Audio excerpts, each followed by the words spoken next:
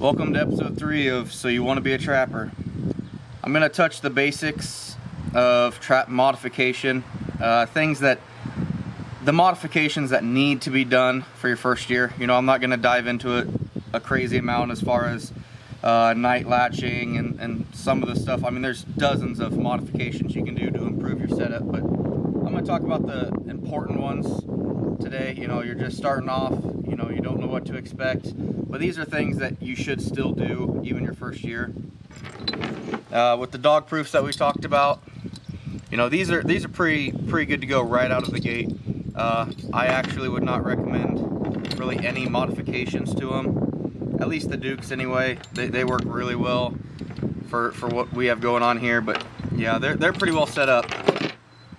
Now those Duke 1.5s you got, they're gonna be just nice and shiny as these 220s that I bought at convention. It's gonna be very nice and shiny. Believe it or not, you don't want trap shiny, but we'll talk about that here in a little bit.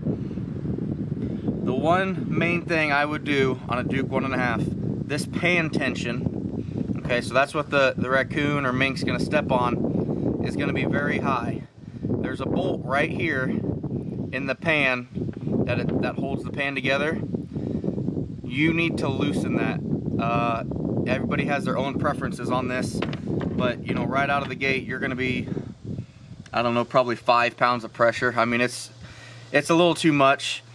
I put mine as a hair trigger, but anyway, all you need to do, guys, I wish I had I should have brought the tools out here for that, but it's got a Phillips screw on one side and just a bolt on the other.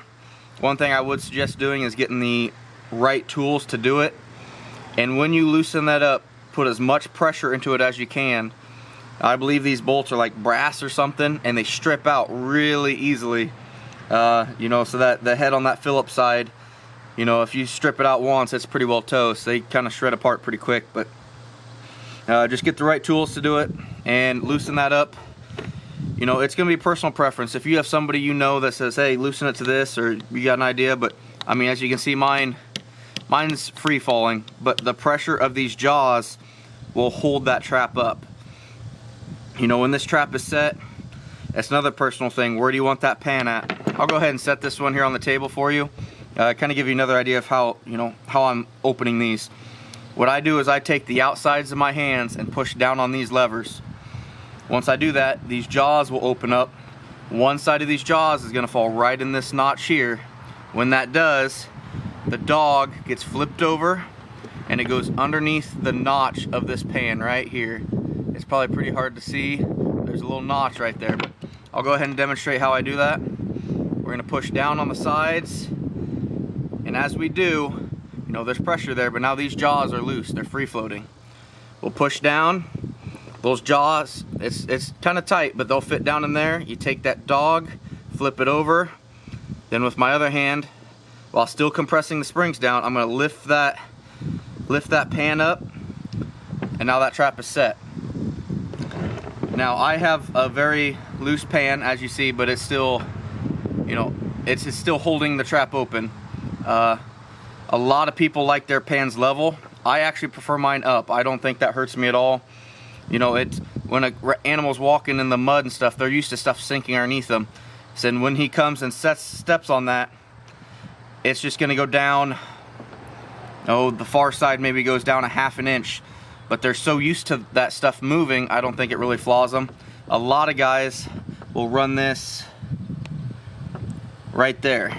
They want it perfectly flat, and that's fine too. Whatever you're comfortable with. I like mine, you know, like I said, high. Either way, I've got these things on a hair trigger.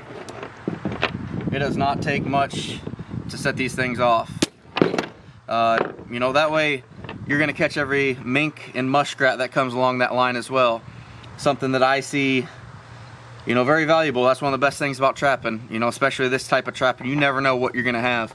I've caught anything from beaver to otter to coyotes, you know, and every other, you know, muskrat, mink, raccoon, pretty much every fur bearer I've caught, except a fox that I've caught in Iowa, I've caught in a 1.5.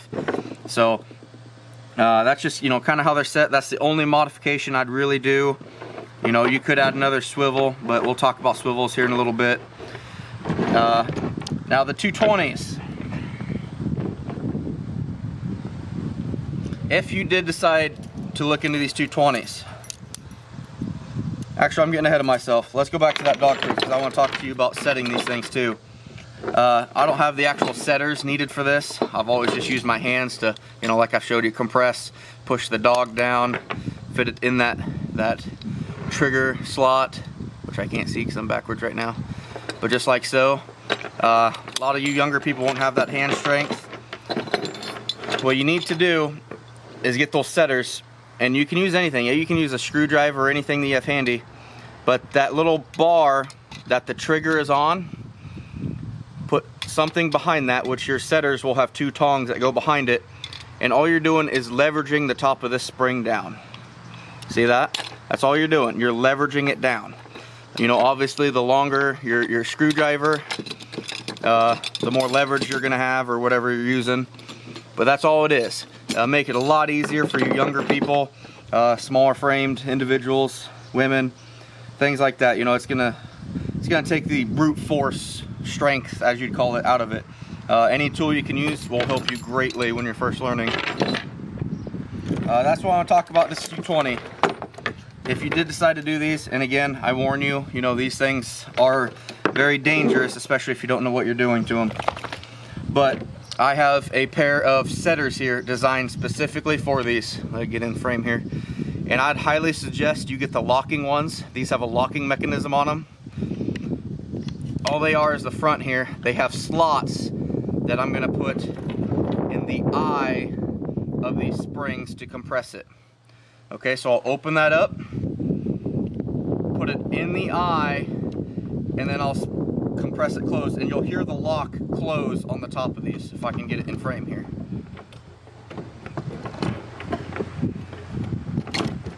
There, now it's locked. You can see that lock up here, it came shut.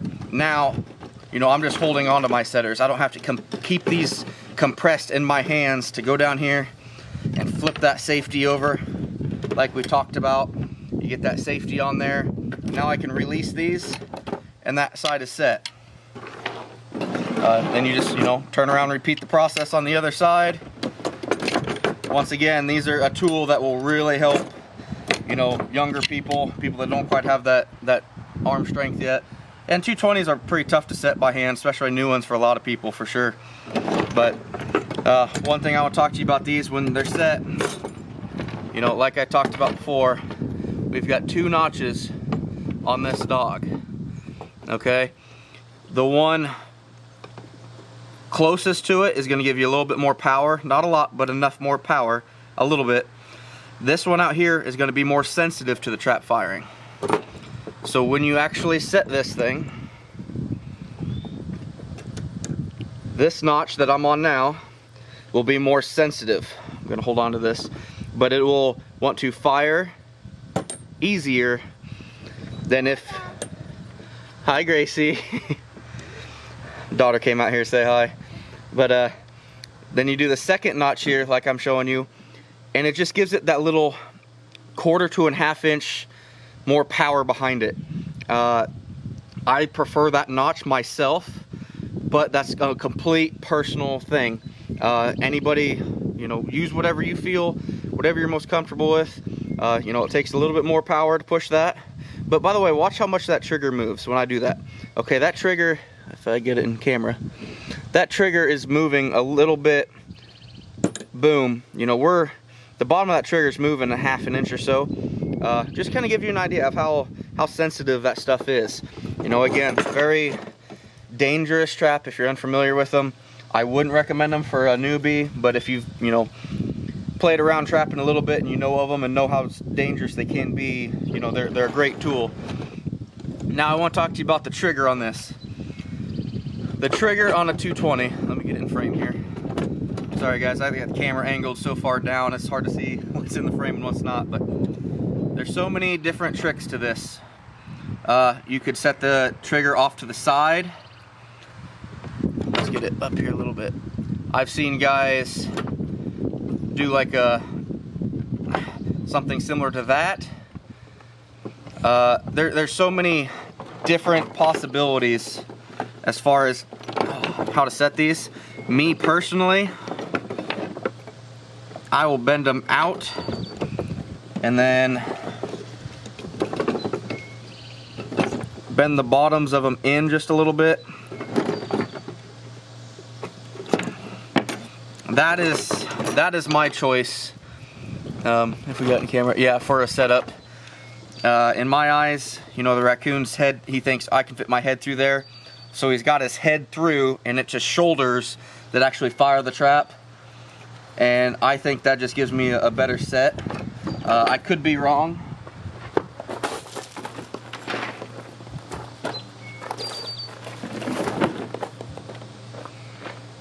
Sorry guys, dog was trying to get something out of the garage, but that's how I do my setup. You know, do whatever you're comfortable with. If you want to leave the trigger stock and off to one side or in the middle, you know, it's one of those things. It truly is your personal preference or what you have success with. But that's simply how I do mine. What else I got for you? Okay, let's talk about swivels. Okay, like on the dog-proof trap that we had earlier. Swivels are huge importance with trapping. Some traps come standard with 3 of them. You'll have one right here at the end of the trap, an inline swivel, and one at the end. All these swivels is a J hook that goes through a little a base, and that can spin. Your whole trap can spin inside this. So this bottom piece here, I mean, it just can spin consecutively. That keeps animals from getting tangled. Because when you have animals tangled, that's when damage happens. That's when you lose animals. You want to keep them spinning freely. I would look at it similar to if you put your dog on a tie out, it's got a swivel on it. Because if they run circles with no swivel, it's going to bind up and you're going to have some issues. Either like with trapping, the chain will break, or you're going to have damage to arms, legs of the animal, and that's not what we want as ethical trappers. So, you know, you want at least 2 swivels. I think all traps now come stock with 2 swivels on them. One at the trap and one at the base. Most all of mine, including my 1.5s, I put an inline swivel on them. You know, just in case they were to get something tangled up in this bottom one. A lot of times you'll have them get grass cut up in this one. You've still got some swiveling action that keeps them from binding up. It's very important to have at least 2. I think all of them come stock with 2 anymore, but another, you know, reason to keep them, another way to keep them from getting tangled up, you know, make sure that area you're setting that trap is clear. You know, you don't want to set this trap right here and have a big log coming out right here he can get the trap tangled up on. But we'll cover that more a little bit later. But you know, once you get those basic modifications, something I did want to talk to you about. In Iowa, and I believe almost all states, you have to have a trap tag that has either your information or your DNR number or some kind of identification on it. I'm not 100% sure if it's in all states, but I'm almost positive it is. Now, there's several ways to attach that. You know, they have holes in them that you can you know, wire it to it freely, so it's loose hanging out here on it. But one thing, consider raccoons, they like to chew on things, especially when they're caught. So if you leave this free floating, a lot of times you're going to have it chewed off. And in our state, at least, legally, that becomes an illegal trap once that trap tag is chewed off.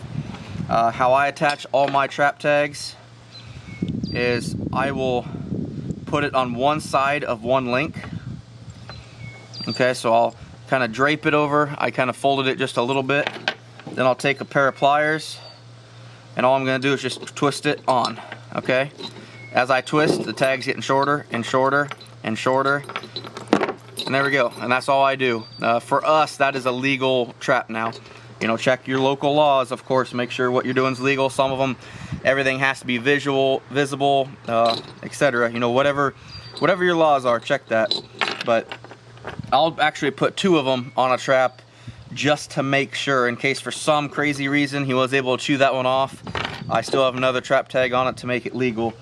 But yeah, those are kind of the basic setups, guys. You know, make sure that that pan is loose. You don't have to have it free floating, but you know, you don't want to have to really put weight down on that pan to move it. So I would suggest making it almost free floating, or just, I mean, a half a pound, if that, of pressure. Very, very little. Like I showed you, these jaws will, the pressure of the trap will hold it up, you know, and that's a huge thing. But yeah, they, you know, you got that mink coming along, and a mink only weighs, oh shoot, I don't even know, can't be a couple pounds, but you want it, heck, I'll show you, you know, just, you want it pretty light. And you know what, you can catch that, I just almost hit my dog with that rock, but that's, you want it that light. You know, you walk up on a mink the next day in a set that you had made for a raccoon, and I'll tell you what, that is the coolest feeling in the world. But we'll discuss sets and stuff like that a little later. But right now, you know, in your shopping cart online, hopefully you guys are going through Funkies, of course, because that's who I go through. But whoever you're going through, you know, wait a little bit here before you even decide to make an order, because we got a few more tools and stuff that we're gonna get for it. But right now, you know, I'd really encourage you to get, you know, even if it's just two or three of these, the 220s, that's your discretion. I would avoid it if, you know, if you're really new, but you know, most places have these setters. Definitely something I'd invest in if you're going to be using 220s at all. But yeah, guys, that's kind of what I got for modifications right now. With those modifications, your traps are going to be ready to catch fur, regardless of which of the three you're using. But you know, pretty basic. You can go a lot more in depth on it, but I don't want to confuse too many guys that are just starting off. But anyway, guys, that's what I got for now, and stay tuned, because we're going to be starting a fourth one here. I got a couple really good ideas planned coming up that we're going to be working on some more later. So, all right, thanks, guys.